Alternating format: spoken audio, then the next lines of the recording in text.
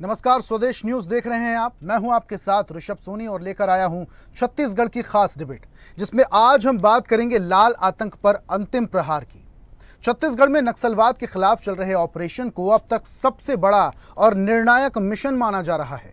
कहा जा रहा है कि नक्सलवाद के खिलाफ अंतिम लड़ाई लड़ी जा रही है। बीजापुर के पहाड़ियों में बीते 8 दिनों से आग उगलती गर्मी के बीच हमारे जवान मोर्चा संभाले हुए हैं। इसे अंतिम और निर्णायक लड़ाई माना जा रहा है। तमाम बड़े नक्सली कमांडर्स को जवानों ने घेर भी लिया है, जिसके बाद नक्सलियों की हालत अब पस्त पड़ने लगी है। वो शांति वार्ता की गुहार लगाने लगे हैं। तो वहीं दूसरी तरफ सियासत भी शुरू हो चुकी है। पूर्व सीएम और कांग्रेस नेता भूपेश बघेल ने ऑपरेशन और नक्सलियों की घेराबंदी पर सवाल उठा दिए।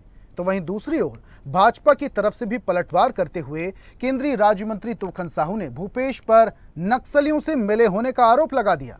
साथ ही 2026 में नक्सलवाद खात्मे की डेडलाइन भी तय कर दी। गृह मंत्री विजय शर्मा ने कहा कि अभी ये सवाल उठा रहे हैं, लेकिन जब झीरम घाटी कांड हुआ था तब ये लोग कहां थे।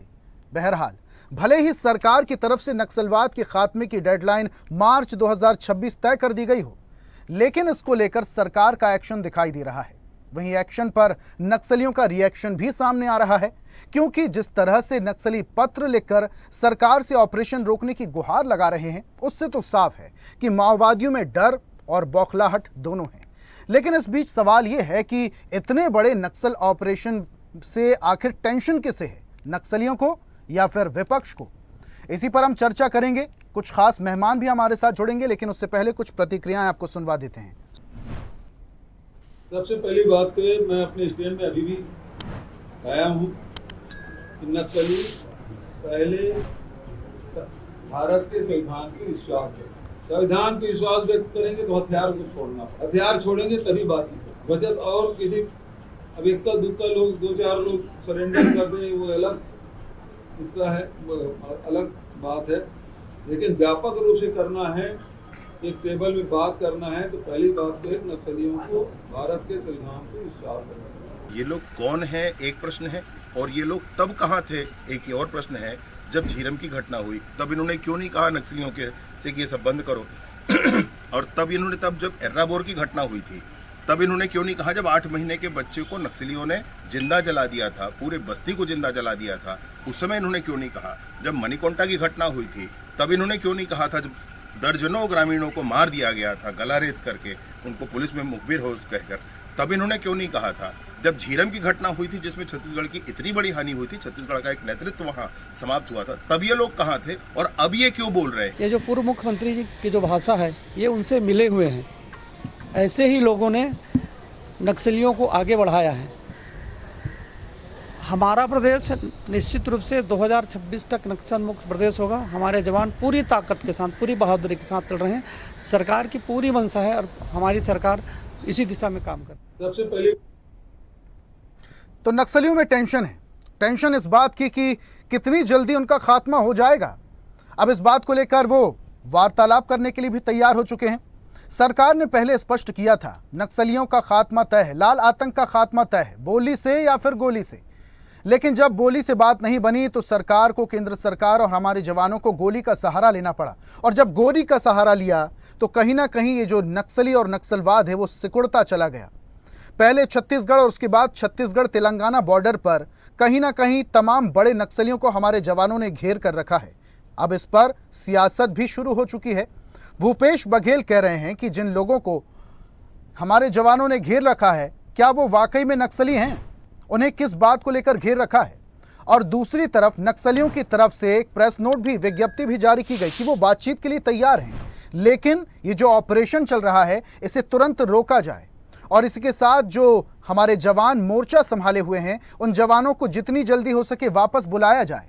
लेकिन यहाँ पर केंद्र सरकार और राज्य सरकार, छत्तीसगढ़ की डबल इंजन सरकार ने तय कर लिया है कि लाल आतंक को मार्च 2026 तक जड़ से खत्म करना है। और ये जो देश में रेड कॉरिडोर पनप रहा है, फल फूल रहा है, इसको भी खत्म करने के लिए लगातार प्रयास किए जा रहे हैं। 7 दिन से ये नक्सल विरोधी ऑपरेशन चल रहा है। सरकार के एक्शन से नक्सलियों में कोहराम है। फोर्स ने चारों तरफ से नक्सलियों को घेर कर रखा हुआ है। अब तक 10 से ज्यादा नक्सलियों के मारे जाने की खबर भी सामने आई है। 8-8 लाख की 3 महिला नक्सलियों के शव बरामद कर लिए गए हैं। ये बड़ा आंकड़ा है। फोर्स का दावा, कई बड़े कैडर के नक्सली पहाड़ी पर फंस चुके हैं, इसलिए बौखला रहे हैं। नक्सलियों ने सरकार को पत्र लिखकर युद्ध विराम की गुहार भी लगाई। छत्तीसगढ़ गृह मंत्री का दावा कि 15 महीने में 350 से ज्यादा नक्सली एनकाउंटर हो चुके हैं। सरकार के नक्सल विरोधी अभियान पर कांग्रेस अब सवाल उठा रही है। नक्सलियों में दहशत है। पूर्व सीएम भूपेश बघेल ने नक्सलियों की घेराबंदी पर सवाल उठाए, जिसे पहाड़ों में घेर रखा है। ये लोग कौन हैं? ये सवाल किया है भूपेश बघेल ने। भाजपा ने भूपेश बघेल के इस बयान पर पलटवार भी किया। पूर्व मुख्यमंत्री नक्सलियों से मिले हुए हैं, ये कहना है तोखन साहू का। छत्तीसगढ़ से 2026 तक नक्सलवाद को खत्म कर दिया जाएगा, ये दावा भी तोखन साहू कर रहे हैं। झीरम घटनाकांड के समय ये लोग कहां थे? ये डिप्टी सीएम विजय शर्मा ने सवाल उठाया। तो लाल आतंक के खात्मे के लिए डबल इंजन की सरकार लगातार काम कर रही है। नक्सलियों में बौखलाहट है, कह रहे हैं कि अपने जवानों को पीछे खींच लीजिए, हम बातचीत करने के लिए तैयार हैं। अब इस पर सियासी बयानबाजी भी शुरू हो चुकी है। इस पर चर्चा हम करेंगे। कुछ मेहमान हमारे साथ जुड़ रहे हैं, उनका परिचय आपसे करवा देते हैं। कांग्रेस प्रवक्ता अनिल चौहान जी हमारे साथ जुड़ रहे हैं। अनिल जी, बहुत स्वागत है आपका। और बीजेपी प्रवक्ता राजकुमार राठी जी भी हमारे साथ जुड़े हुए हैं। राठी साहब, आपका भी बहुत बहुत स्वागत है। और इस चर्चा की शुरुआत मैं अनिल जी आपसे ही करना चाहूँगा। भूपेश बघेल कह रहे हैं कि तेलंगाना में जिन लोगों को जवानों ने घेर रखा है, क्या वो वाकई नक्सली हैं? उनके नक्सली होने पर संदेह आखिर क्यों है भूपेश बघेल को? देखिए महोदय, आपको और हमारे राठी साहब, भाजपा के विद्वान प्रवक्ता और स्वदेश न्यूज के विद्वान दर्शकों को मेरा नमस्कार, जोहार। देखिए, महत्वपूर्ण बात यह है कि नक्सलवाद पर कठोर से कठोर प्रहार आवश्यक है, लेकिन हमेशा कांग्रेस ने एक बात कही है जो हमारे संविधान और हमारे कानून की मूल अवधारणा है कि निर्दोष वनांचल के लोगों को भयभीत नहीं करना है, उनका नुकसान नहीं करना है, और कैसे वनांचल के लोगों का मानवीय सभ्य मानव समाज के मूल्यों और लोकतंत्र के प्रति आस्था बढ़े, इस दिशा में सरकार को काम करना चाहिए। आप देखिए, 7 दिन का समय बीत चुका है। कल एक अफवाह आई कि साहब महाराष्ट्र की फोर्स पीछे हट गई है, तेलंगाना की फोर्स पीछे हट गई है, छत्तीसगढ़ के जवान अकेले डटे हुए हैं। किसी दिन और कोई अफवाह आती है, किसी दिन पत्र जारी होते हैं। बहुत स्पष्ट हमारा कहना है कि जो चीजें इस ऑपरेशन को प्रभावित ना करें, ऐसी चीजों को कम से कम सरकार को सार्वजनिक करना चाहिए कि साहब ये हमारा एजेंडा है, इतने जवान गिरे हुए हैं। बहुत से समाचार चैनलों में आपको मैं बता दूं, ये बात कही गई कि 3 से 4 हजार जवान घेर लिए गए हैं। बहुत से समाचार ये कह रहे थे कि 200-300 ही नक्सली हैं वहां, जिनको हजारों जवानों ने घेर रखा है। तो देखिए, अलग अलग आंकड़े लोग बता रहे हैं, अलग अलग प्रकार के र्यूमर उड़ रहे हैं।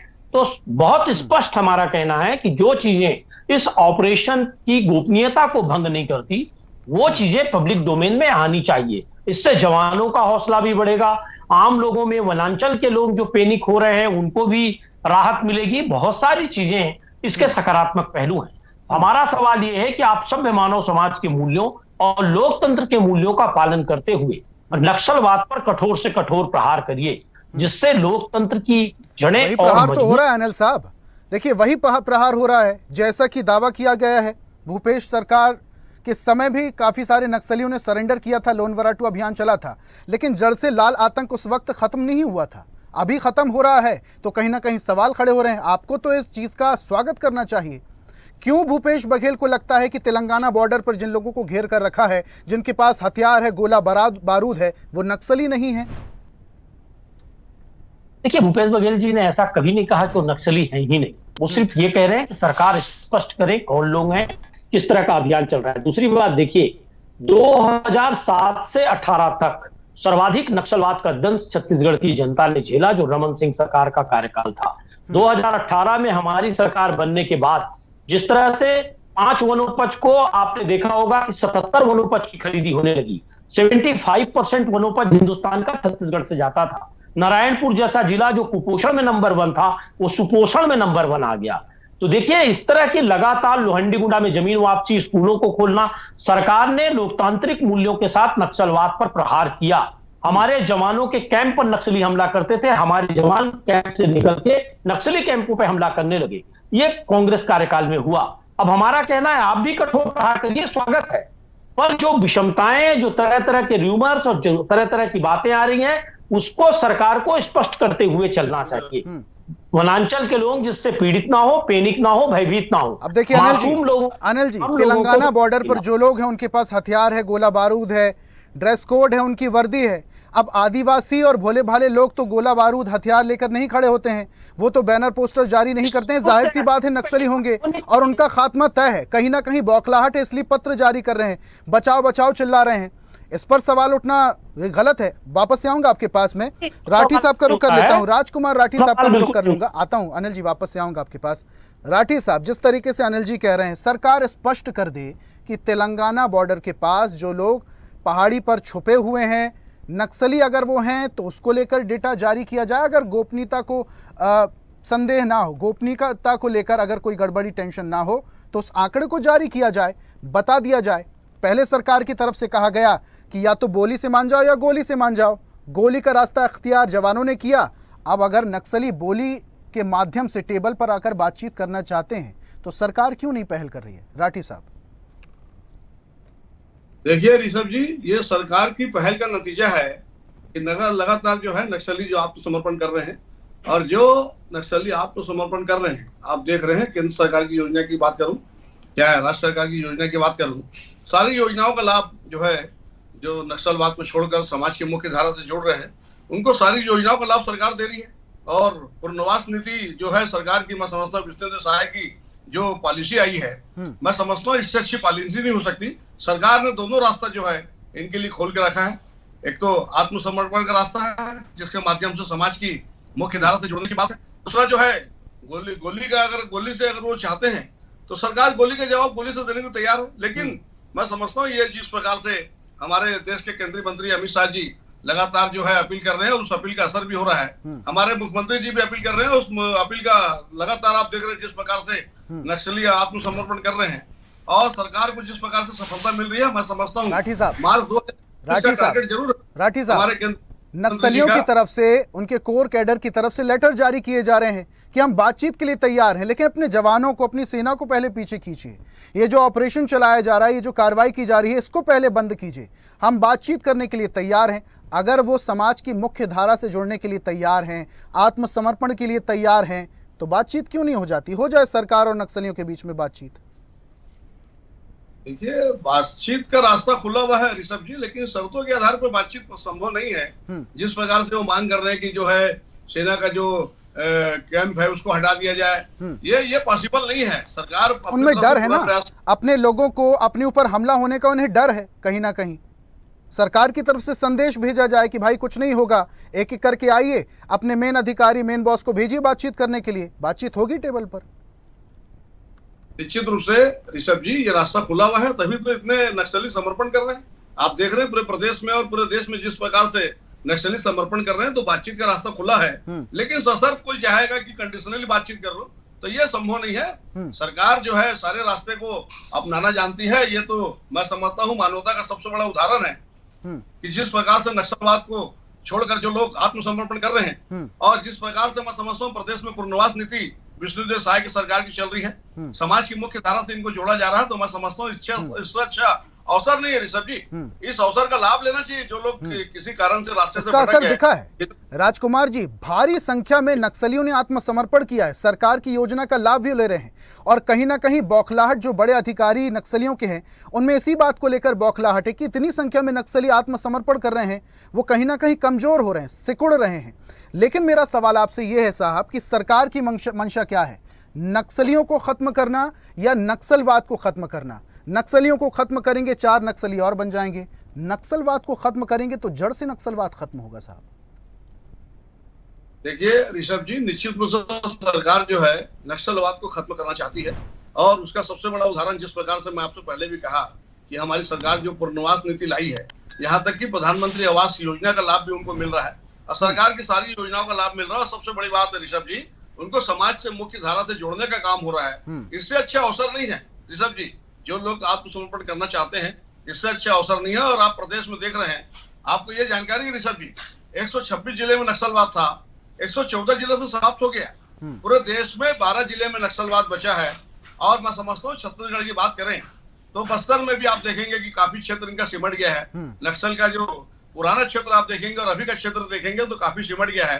देखिए नक्सलवाद जो है ऋषभ जी समाज का सबसे बड़ा दुश्मन है, मानवता का सबसे बड़ा दुश्मन है, विकास का सबसे बड़ा दुश्मन है। और जहाँ सड़कें पहुंचती है वहां विकास पहुंचता है, जहाँ मैं समझता हूँ ट्रेन की ट्रैकें पहुंचती है वहां विकास पहुंचता है। तो जिस प्रकार से हमारी सरकार प्रयास कर रही है और हमारी समाज की सरकार की जो विचारधारा है, समाज के अंतिम पायदान पर खड़े हुए व्यक्ति को शासन की सुविधा का लाभ मिले, तो इसी विचारधारा पर चलकर हम लगातार प्रयास कर रहे हैं कि जो नक्सलवाद है, तो जो नक्सली है वो आत्मसमर्पण करें, समाज की मुख्य धारा से जुड़े और सरकार की सारी योजना का लाभ ले।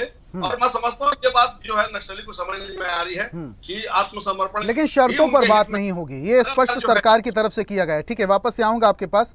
अनिल जी का मैं रुक कर लेता हूं। अनिल जी, मनमोहन सिंह जी की सब सरकार थी और जब वो प्रधानमंत्री थे तब उन्होंने एक लाइन कोट की थी, ये कहा था कि नक्सलवाद देश की सुरक्षा के लिए, संप्रभुता के लिए दीमक का काम कर रहा है, खोखला कर रहा है देश की सुरक्षा को।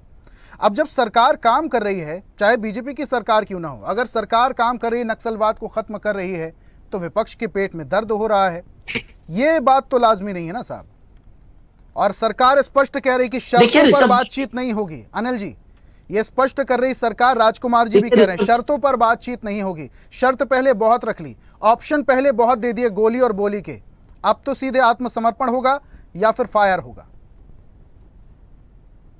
देखिए ऋषभ जी, सबसे पहली बात तो मेरी जानकारी में मैंने जितना विजय शर्मा जी और विष्णुदेव साय जी को सुना है, दोनों ने कहा है कि निःशर्त वार्तालाप के लिए नक्सली तैयार है। दोनों का ये स्टेटमेंट मैंने सुना है, सशर्त मैंने नहीं सुना। वो पुरानी बात है। अभी 2-3 दिनों में जो 4-5 पत्र आए हैं, मैं उनकी पुष्टि नहीं कर सकता। उप मुख्यमंत्री और मुख्यमंत्री जी को मैंने सुना है आप जैसे लोकप्रिय चैनलों पे, उसमें उन्होंने कहा है कि निःशर्त वार्तालाप की मांग की गई है और हमने उनको कहा है कि सरेंडर करिए आप। ये बात मैंने सुनी है। अब दूसरी बात रही, देखिए कि विपक्ष के पेट में कोई दर्द नहीं हो रहा है। कांग्रेस ने सर्वाधिक दंश झेला है नक्सलवाद का और भारतीय जनता पार्टी की सरकार में सर्वाधिक पनपा है नक्सलवाद। 3 ब्लॉकों में नक्सलवाद था 2005 तक और 2018 तक वो 20 जिलों में पहुंच गया। नक्सल पुनर्वास नीति भूपेश बघेल जी की सरकार आने के बाद बनी, रमन सिंह सरकार में कभी नहीं बनी। और ठोस नीति बनी जिसके कारण पूरा वनांचल, कहीं ना कहीं वनांचल के आम लोग नक्सलियों से अलग हुए। अभी भी सरकार काम कर रही है, स्वागत योग्य है। नक्सलियों को मारिए, नक्सलवाद को खत्म करिए, वही बात तो हम भी कह रहे हैं। लेकिन आप नक्सलियों को मारते वक्त ये ध्यान में रखिए कि इस विचारधारा को खत्म करने के लिए आम लोगों में विकास, विश्वास, संरक्षण, सभ्य मानव समाज के मूल्य और लोकतंत्र के मूल्यों की गहरी छाप होनी चाहिए, जिससे ये नक्सलवाद जड़ से खत्म हो जाए।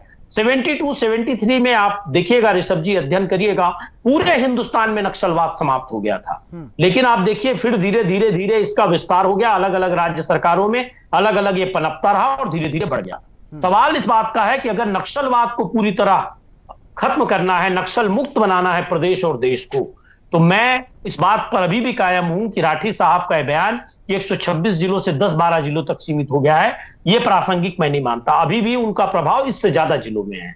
हमको ज्यादा कोशिश ये करनी है कि एक हाथ से हमें हमारे जवानों के शौर्य को सलाम करते हुए जवानों से कार्रवाई कराएं, दूसरी तरफ उन मासूम लोगों की रक्षा करें, महिलाओं की, बच्चों की, उनके शिक्षा की, उनके विकास की व्यवस्था करें, जिससे आम लोगों की लोकतंत्र में आस्था और विश्वास बढ़े। कांग्रेस का बहुत स्पष्ट एजेंडा है इस मामले में।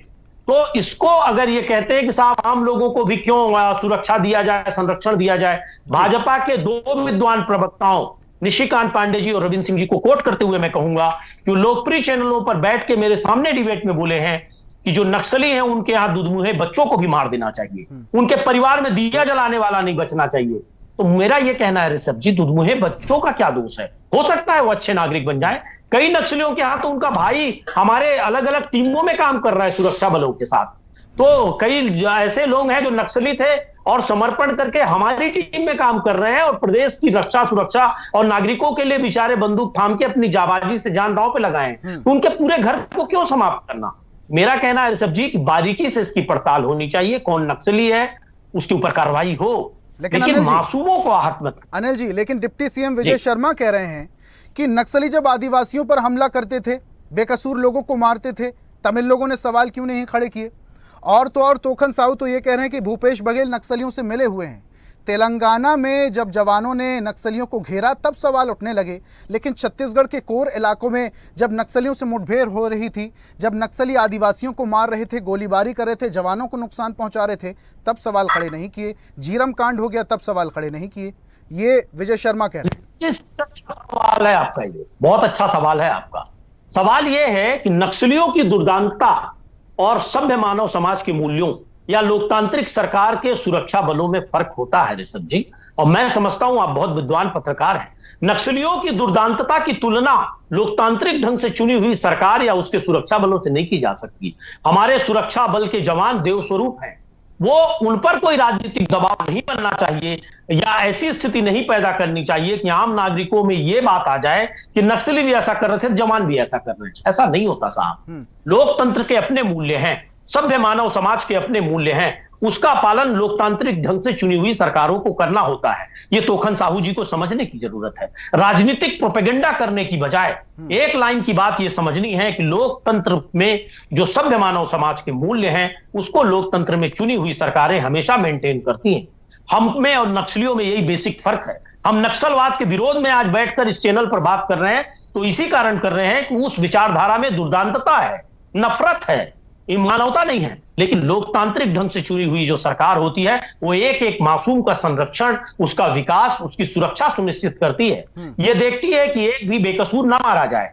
अगर हमारे में और नक्सलियों में कोई फर्क ही नहीं बचेगा साहब तो ये तो बहुत बड़ा खतरा पैदा हो जाएगा। फिर आप कैसे नक्सलवाद को समाप्त कर पाएंगे जब वहां आम लोगों में नफरत हो जाएगी कि आम लोगों को भी मारते हैं, छोटे लोगों के साथ भी, जो छोटे बच्चे हैं उनके साथ भी दुर्दांतता करते हैं। तो लोकतांत्रिक सरकारों को उस मानदंड और उस मूल्य का पालन करना नितांत आवश्यक है। यही लोकतंत्र की खूबसूरती है, यही सभ्य मानव समाज के लिए बहुत आवश्यक है। और ऋषभ जी, इसके लिए सभ्य मानव समाज के मूल्यों और लोकतांत्रिक मूल्यों के लिए हम बात करते हैं तो भाजपा हमेशा उसको राजनीतिक प्रोपेगेंडा बनाती है, हमेशा कहती है कि कांग्रेस को पेट में दर्द हो रहा है। साहब, कांग्रेस के पेट में दर्द नहीं हो रहा है। सभ्य मानव समाज के मूल्यों का हनन नहीं होना चाहिए और इसका दायित्व तो हम पर, राजकुमार राठी साहब पर, तो हमारे सीएम पर। आप ये कहना चाह रहे हैं कि गोली का जवाब गोली से ना दिया जाए, समझाइश दी जाए उन्हें।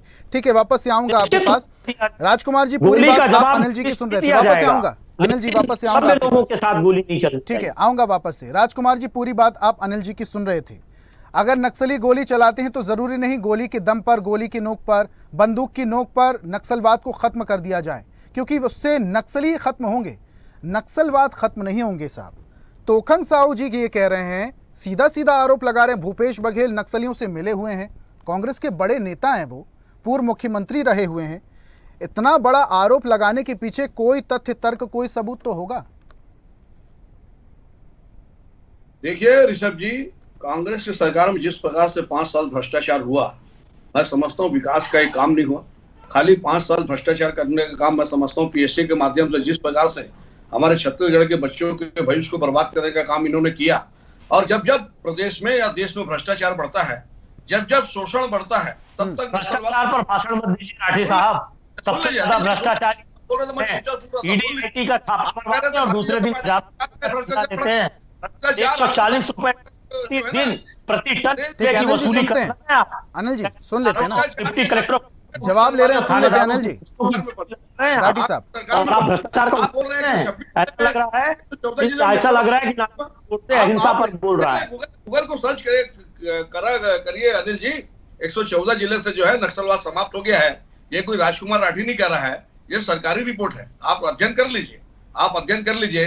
126 जिले से नक्सलवाद जो है 114 जिले से समाप्त हो गया। अब राठी साहब देखिए, सरकार की कार्रवाई पर अगर विपक्ष सवाल उठा रहे तो रिपोर्ट को कैसे ही मान लेंगे वो। ठीक है, वापस बहुत बहुत शुक्रिया राजकुमार जी हमारे साथ जुड़ने के लिए। अनिल जी, आपका भी बहुत बहुत शुक्रिया हमारे साथ जुड़ने के लिए। और आज हम बात कर रहे थे लाल आतंक पर अंतिम प्रहार की, जो कि डबल इंजन की सरकार कर रही है। तेलंगाना बॉर्डर पर बड़े नक्सलियों को हमारे जवानों ने घेर रखा है। इसको लेकर भूपेश बघेल ने सवाल खड़े कर दिए तो सियासी बयानबाजी शुरू हो चुकी है। ये सियासी बयानबाजी कब खत्म होगी और लाल आतंक को खत्म करने का जो टारगेट हमने सेट किया है वो कितनी जल्दी हम अचीव करेंगे, ये आने वाला वक्त बताएगा। आज की खास पेशकश में फिलहाल इतना ही। देखते रहिए स्वदेश न्यूज, सबसे पहले देश। ऐसे ही वीडियोस के लिए लाइक करें, शेयर करें, फॉलो करें। YouTube पर जाकर सब्सक्राइब कर बेल आइकन दबाना ना भूलें और ताजा अपडेट्स के लिए स्वदेशलाइव.com पर जरूर जाएं।